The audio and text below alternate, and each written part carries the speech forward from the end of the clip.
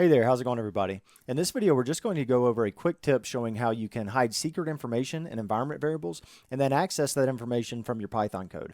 So a couple of problems I see from people who are just getting started out is that they'll put information directly in their code that actually shouldn't be there. So for example, if they are working with databases or accessing an API and have a secret key, then they'll have their passwords or secret keys directly in their Python script. Now the problem with that is that if you are working with a team of people or pushing your code to a repository of some kind, then anyone who can see that code will also have access to that secret information. So if you have that information saved in environment variables, then you'll still be able to share your code, but with your secret information saved on your local machine. So let's see how we can do this. So I have a script open here with some fake credentials, and we can see that we have a fake database user and a fake database password. Now this could also be a secret API key or any information that you don't want to share with everyone who has access to the code.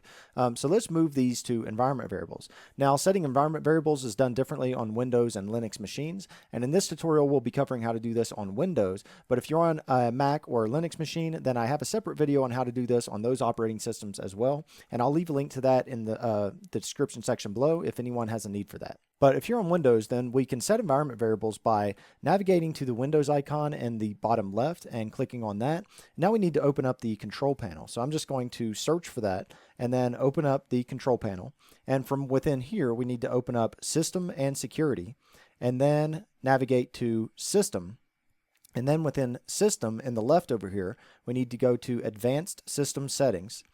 And then within this menu in the bottom right, there is an environment variables button. So if you click on that, now within here, we can add new user variables or new system variables. Now for our purposes, user variables are going to be fine. So we can add to those. So we can add to those by clicking this new button here.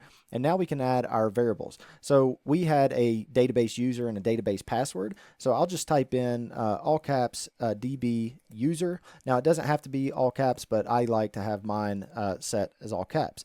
So now I'll go back to the script here and I'll grab that DB user value and then paste that into our variable value and click OK. And now let's also make the DB password. So I'll do DB underscore pass.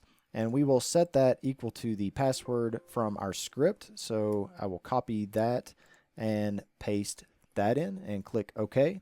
And now you want to click OK down here at the bottom to save that. And now after you've saved those, you might need to restart your IDE or your editor to get those changes to take effect. So I'm in Sublime Text here, so I'm going to close this down and then open this back up. And now we can access our environment variables. So to access these, we're going to need to import the OS module. So you can do that with import OS.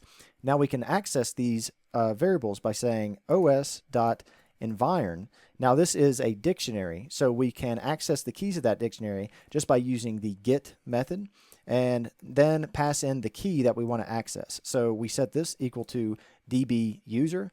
And now let's also do this for the password. So I'll copy that line there and paste this in here. And that was DB underscore pass. So let's save that. And now if we run that, then we can see that we got the values that we set in our environment variables without them actually being hard-coded into our script. So that's going to be a lot better for us since we no longer have to worry about our passwords or secret information being added to our source code. So if you send someone this source code, all they are going to see is this information right here.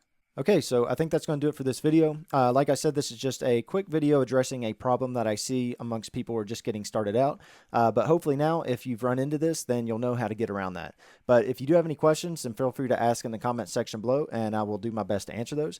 And if you enjoy these tutorials and would like to support them, then there are several ways you can do that. The easiest way is to simply like the video and give it a thumbs up.